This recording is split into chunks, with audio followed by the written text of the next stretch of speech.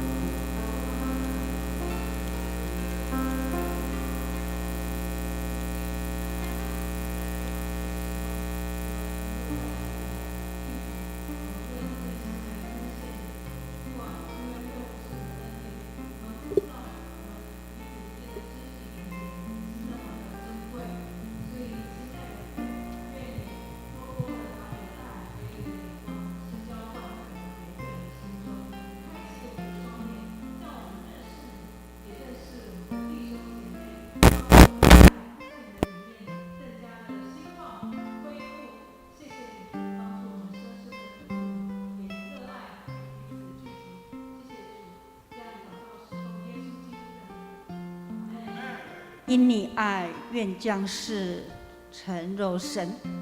耶稣舍弃你荣光的宝座，竟生在律法下为人子。耶稣甘心受贫穷与苦楚，我昼夜常思念主你这样子的爱，十字架的牺牲，让我们领受你的爱。让我们再来一次来唱这首诗歌，你的爱，耶稣。我们这一次唱慢一点点。我昼夜常思念你的爱，耶稣，无法遮藏我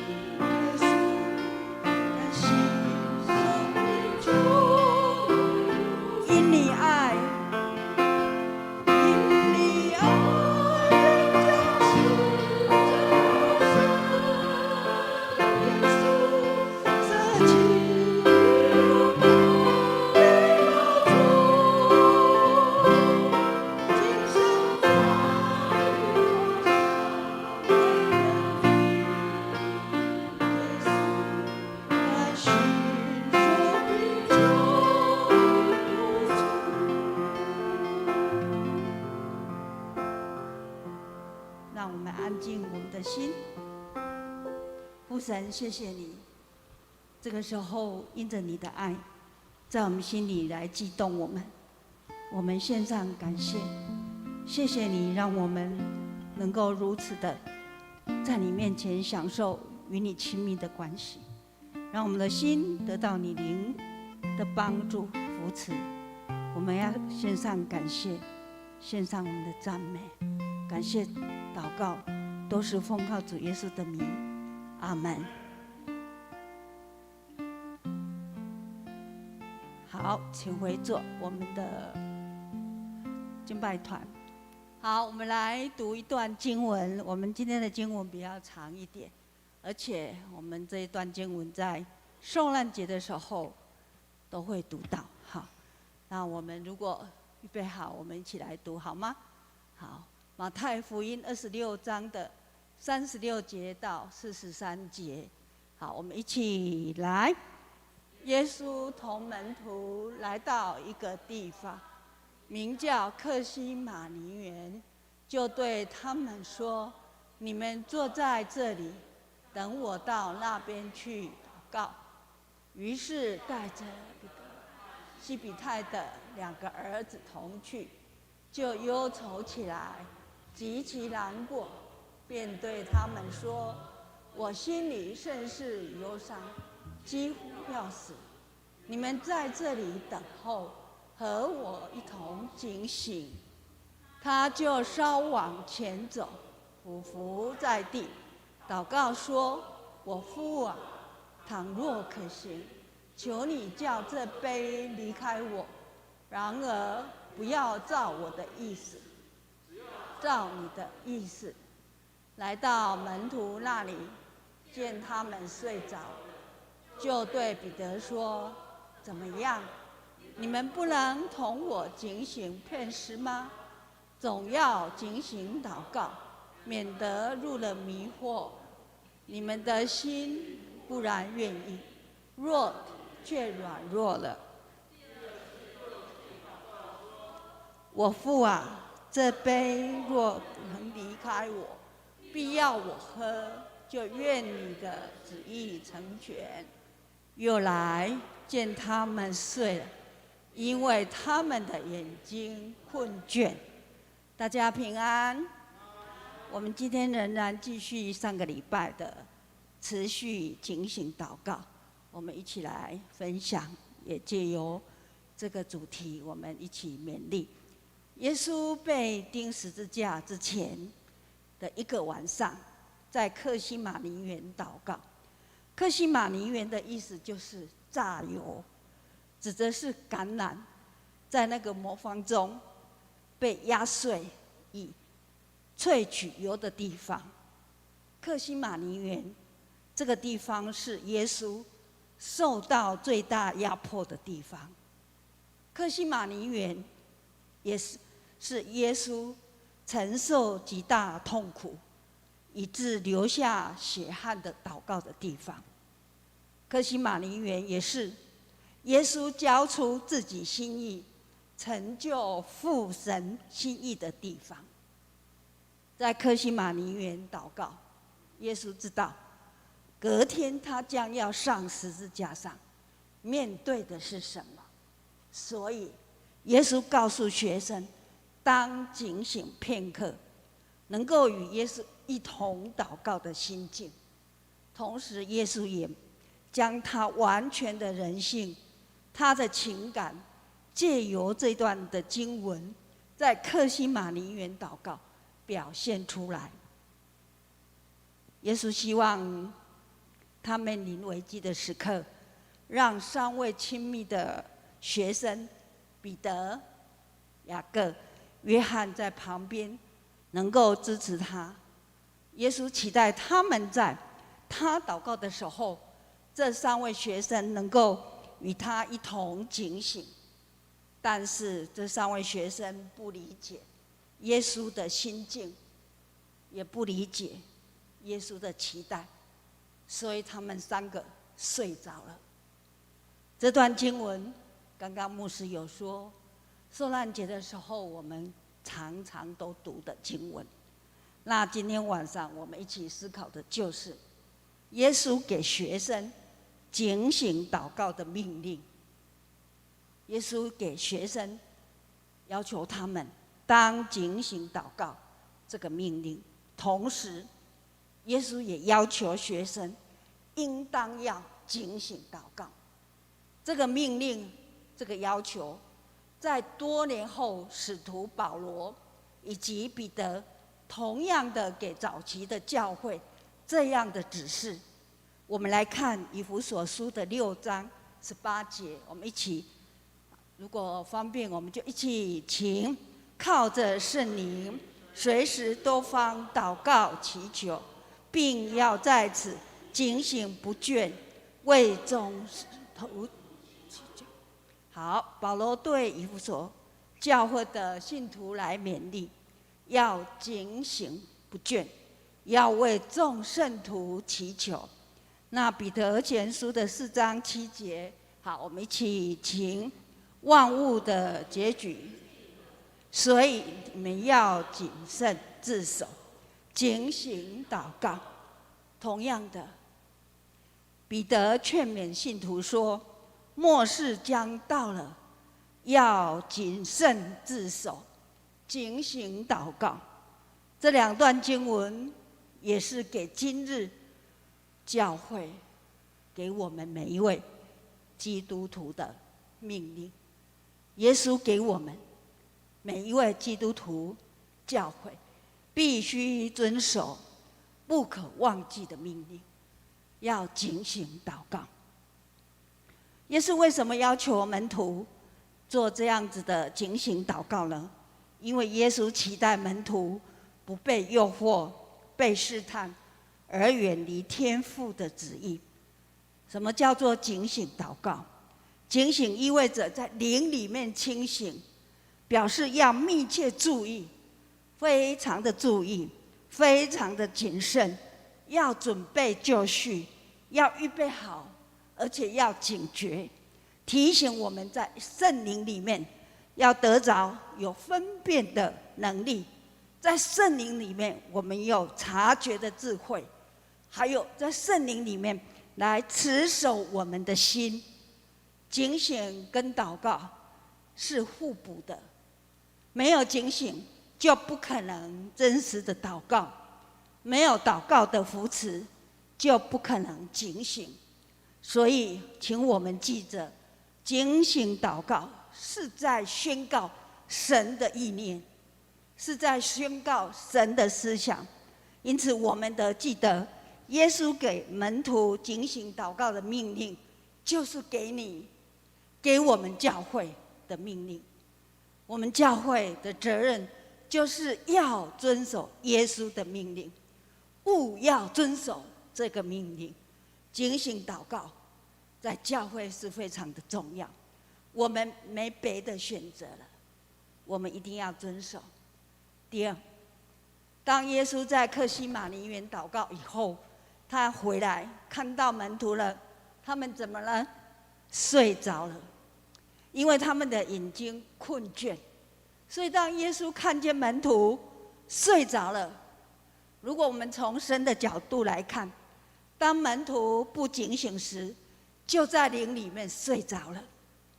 在灵里面睡着了，什么意思？这个告诉我们，我们对周遭所发生的事情不敏感，我们在神的面前跟他的关系是冷淡，甚至无动于衷，漠不关心，缺乏兴趣。所以在灵里面睡着了，他是破坏与神的连结，结果呢，就是与神分离隔绝，远离神了。我们在祷告的任务是什么？我们一定会为我们的家庭、工作，我们所有你跟孩子之间，你跟亲朋好友、兄弟姐妹之间，还有跟教会的事工，做一个守望的祷告。因为在这样子的一个守望祷告，我们可以预防、防备撒旦趁机要吞吃我们，撒旦计划要攻击我们。所以当撒旦看到我们警醒祷告，我们能够预备好我们的心，他就没有办法得逞，他就不得不一定要撤离。所以耶稣在被捕的那个时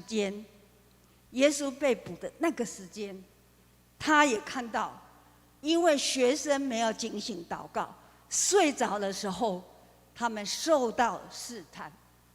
他们受到试探。如果我们像学生一样，没有警醒祷告，我们乃是将仇敌入侵的门户大开了。无论我们做什么，都没有办法抵抗。这个意思就是告诉我们，我们大开门户，让撒旦进来，仇敌进来了。那个时候我们要抵挡，我们都没有办法。亲爱的弟兄姐妹，今天我们透过这一段经文，我们必须很难过的来承认，这是今日我们的境况。我们在灵里睡着了。当我们睡着的时候，我们没有办法意识到危机，我们没有属灵的洞察力，我们就容易跟学生一样陷入试探。仇敌试图一直想侵入我们每一个人的健康，我们的婚姻，我们儿女关系，我们财务事业的领土。这是我们今日的境况，这也是教会的境况。今日的教会在灵里面睡着了。如果教会没有警醒，意识到撒旦的攻击，而睡着了，教会就没有办法合一，教会没有办法复兴，荣耀神的名，我们就被撒旦打败了。耶稣说：“警醒祷告，提醒我们，我们站在这个守望的位置，我们能够警醒祷告，我们的祷告就大有能力。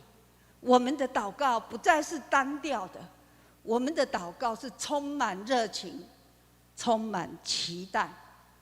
所以，邀请大家，我们成为神的儿女，每一位基督徒必须遵守耶稣的命令，教会必须尽职于耶稣的命令。我们一起来做随时警醒祷告的预备，这样我们才能够在圣灵里面察觉，我们有所预备，我们就能够战胜。最后，我们透过路加福音21章36节，我们一起来分享，也一起来鼓励，一起来努力。预备，请你们要时时警醒，使你们能逃避这一切来的事，得以站立在人面前。在做时时警醒的祷告，我们才不至于陷入诱惑，我们才能够在人子的面前站立得稳。我们求圣灵来帮助我们，在灵里面清醒起来。圣灵是我们的帮助者，所以我们求他帮助我们在灵里面清醒起来。我们求圣灵帮助我们，不再是个毫无准备而沉睡的基督徒。我们不做沉睡的基督徒。求圣灵帮助我们，让我们认知自己的有限，我们的罪，让我们更知道每一个时刻，每一个人都需要主的扶持，都需要主的同在。让我们虚心的来承认，你我的生命需要主，需要上主恩典来掌权。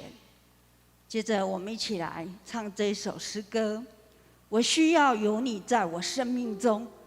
我们在生命里面把我们的主权交给我们的耶稣，让他来掌权，让我们在灵里面不是一个灵里睡着的人，让我们在生活里面不是一个容易受到诱惑试探的人。透过这首诗歌来帮助我们再一次的清醒起来，使我们整个人，我们的心思意念都在神里面重新得力。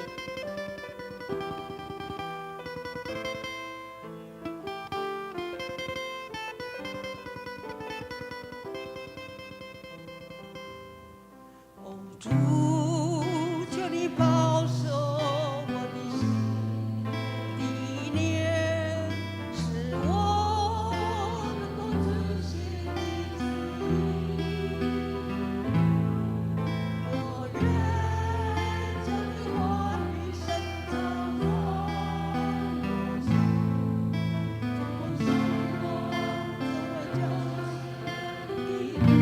哦主，哦主，求你保守我的心，我的脸，使我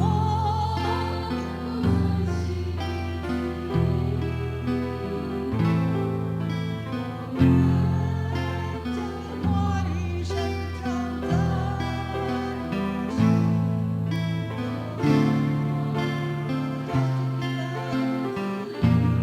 哦主，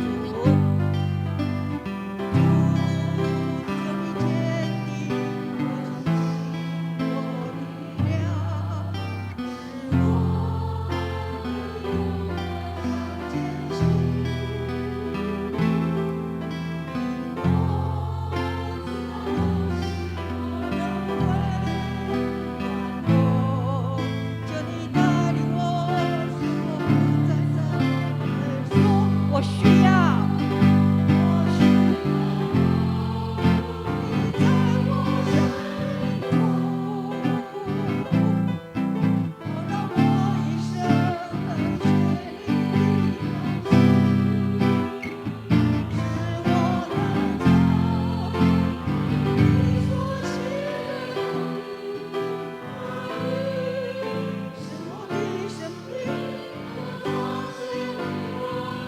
我需要，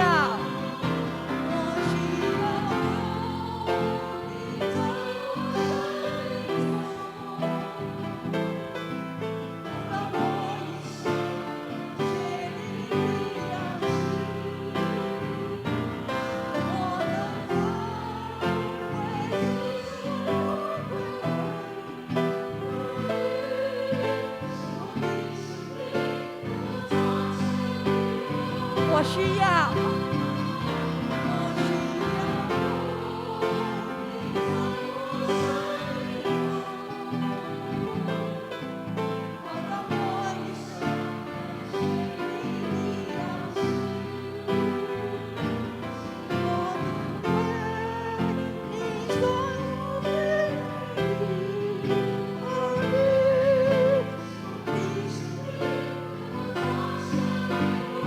我需要。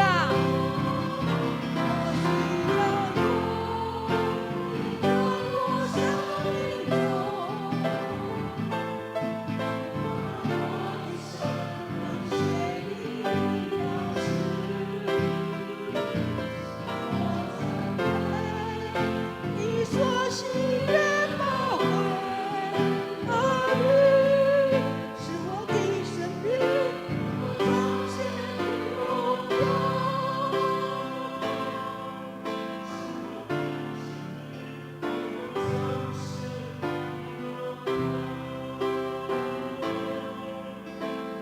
我的生命能够彰显。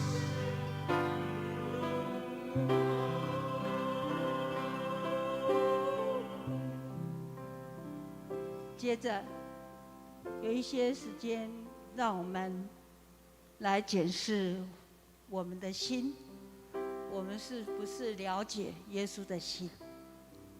让我们为着了解耶稣心意，时刻警醒来做祷告，也为着你个人、你的家庭能够蒙福、翻转复兴。我们不再是个沉睡的基督徒，来做祷告，为着我们富强教会每一位富强人的复兴，在灵里面重新被眺望。我们被兴起，不是心灵软弱、冷淡、观望，我们的肢体不健康的富强人。我们要在神的面前重新得力。我们为这3件事情安静在神的面前来做祷告。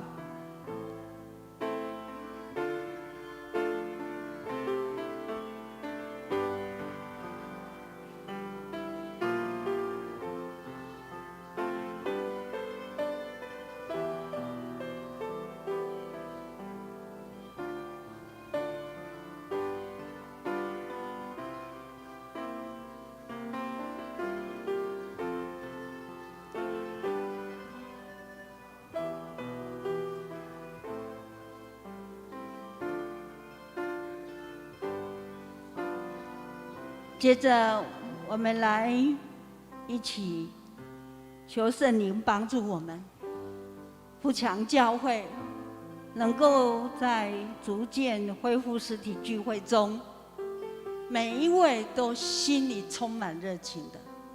我们渴慕这样子的一个实体聚会，愿富强教会每一个人心智都合一。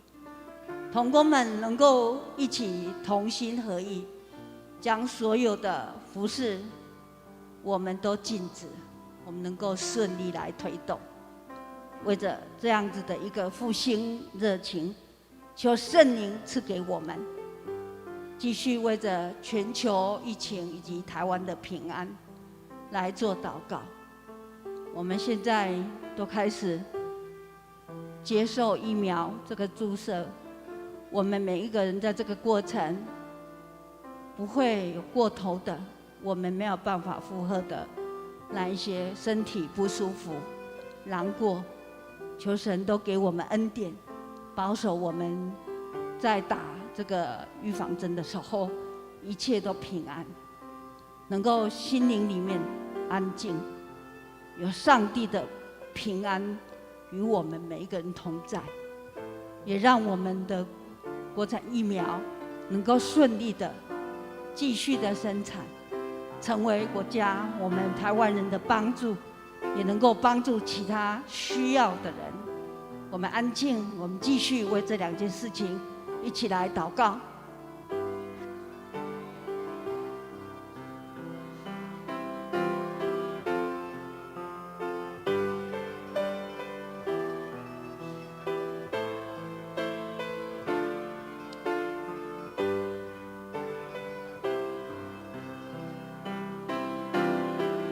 阿爸父神，你了解我们的心，虽然我们时常软弱，偏离你的正道，我们不了解、不明白神的旨意。求主耶稣，你今天再一次的唤醒我们，让我们不再做一个沉睡的基督徒，让我们的灵里面因着你的爱的激励、圣灵的帮助，我们清醒起来。我们让我们的家庭也因着我们的清醒、警醒、守望、祷告，得到祝福。我们富强教会每一个人也因着圣灵的扶持、祝福，我们同心合意，愿意在这里同心的来兴起你给我们的事工，你给我们的每一样意向都荣耀神。主啊，谢谢你帮助我们，让我们充满热情，让我们渴慕来领受你要我们所做的，我们都真正的珍惜每一样的服事。主啊，你是台湾的主，你保守台湾这块土地，也保守台湾人，让我们在这个疫情过程的当中，蒙神特别的眷顾跟赐福。愿主你自己亲自来仔细全球的疫情，让世界各地这个疫情能够快快的，因着你的恩典、你圣手的介入，能够快快的将这个疫情止息。我们感谢你成为我们生命的主，我们赞美你成为我们家庭的主，我们更称颂你，你是富强教会的主，你带领台湾在这个地方荣耀主你的名。我们要谢谢你，我们感谢你今天让我们在你面前实体的聚会，让我们再一次的在神你的面前来献上我们的感谢与祷告。这样子祷告都是奉靠主耶稣的名，阿们。我们再一起来唱，我需要有你在我生命中，我需要有你在我的家庭中，我需要有你在富强教会台湾这块土地上。我需要你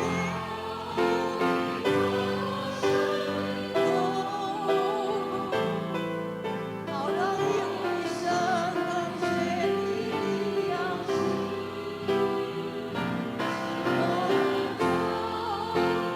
你所许愿的儿女，使我的生命能够彰显我需要有你，需要有你，我生命中。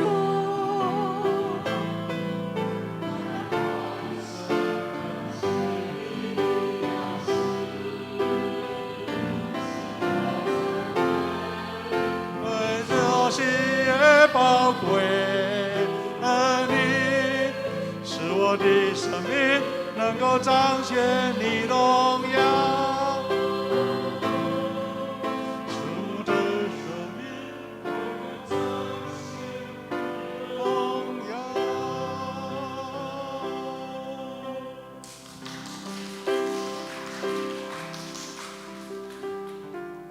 感谢天上的父。当我们实体的祷告会，当我们实况来线上祷告会的时候，我们要献上满满的感恩，因为这时这刻，我们跟线上的所有弟兄姐妹同心连结。主啊，你看重的是我们的心意，我们心中诚实的敬拜，以及我们内心的祷告同心。神啊，这个疫情让我们许多的不方便，但是有你的保守，让我们虽然在不方便当中，却满有主你所赐的平安。亲爱的主啊，无论得时与不得时，让我们只看主你的心意，仰望主耶稣，我们就必从艰难的环境当中看见你奇妙的保守。我们将台湾所有弟兄姐妹同胞的平安健康交托在你手中，也让我们每一位因为愿意付出，因为牺牲一下，让我们所有的疫情能够真正的完全的清零，让我们台湾成为一个真正平安的地方。感谢赞美主，愿每一位弟兄姐妹也能持续的这个恩典的时刻跟神美好的连结。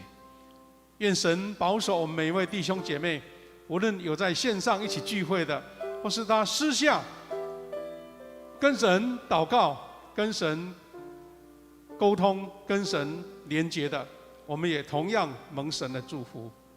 愿主耶稣基督的恩典、上帝的慈爱以及圣灵的保守相通，与我们每位弟兄姐妹，无论在礼拜堂或是在家里线上的弟兄姐妹同在，从今时直到永远。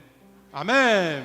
我们用拍手来感谢神，谢谢，谢谢。我们请坐，我们几位服事的同工、音乐的同工啊，牧师呢做一个小小的报告啊，才做结束。啊，弟兄姐妹，我们已经有70天没有做线上同步的聚会了。啊，虽然现在我们国家已经开放50个人了那50人其实不多，所以我们现在祷告会如果还没有继续更这个疫情开放的时候，我们原则上就用线上同步的祷告会。那当然礼拜五有几个小组呢，他们已经开始恢复实体的聚会，那就欢迎要参加小组聚会的先来一起跟我们一起祷告啊，这是第一点。第二点，我们也是一样，礼拜天我们仍然是同步线上的主日聚会，那我们是稍微扩大一点不是这5个人的侍奉而已，我们要邀请礼拜天有安排侍奉的名单的，大家一起来教会。另外一个，因为只有50个人那我们小会呢就想说，让你来不让他来真的很不好意思所以我们就优先呢全职同工。第二个是侍奉的班表的弟兄姐妹再来就是我们邀请了我们教会的所有的首长长老、执事，还有我们的小组长、我们的侍奉团队的队长，以及班表里面有侍奉的这些优先自由来参加实体聚会。那这个实体礼拜呢，我们也还是有按照国家的规定，当然我们要有实名制了我们现在都可以用 QR code， 像你到一般的店家拍一个照留存起来，那有量体温那酒精那到教堂的时候，我们教会里面已经有贴上隔离的位置只要有空白的位置，我们都可以坐那另外，牧师考量到的是50个人如果这些全这些侍奉同工来剩没多少了哈。那牧师是讲到说，我们有可能有的年长的，或是他不会用手机电脑上网参加实体礼拜的这些长辈，牧师已经邀请我们松联团契做一个联系。他如果觉得喜欢来教堂比较实际他们可以登录，等于就是说要来参加实体礼拜的，用登记的这样就知道说有多少人要来哈。那其他弟兄姐妹，我们在等这2个礼拜，是不是能够更加的疫情更加的松解？那我们就可以更多人。不过我们也准备申请申请，如果还没有完全解封的时候，我们申请那个99个人的啦，99个人就稍微一场99个，2堂就100，快要200个，大概就是大部分的人可以进来。那我们如果有这一个收到这个允许，我们就会公告那记得我们仍然按照这个聚会的时间，一起开你的手机以及我们的电脑，一起来做敬拜。愿神祝福每一位弟兄姐妹，让我们保持快乐的心、喜乐的心。那有的还在打疫苗越来越年轻的弟兄姐妹打疫苗，有人可能也会身体会有一些比较强的反应，我们就祷告。那配合医生的指示，我们希望能够度过一个平安健康的这个疫苗的注射，让我们全台湾大家都享受一个健康的一个暑假以及我们青少年、我们的长辈以及我们的主日学生，大家都喜乐平安。再一次谢谢大家，我们一起彼此祝福说大家平安，谢谢大家平安，谢谢大家辛苦了。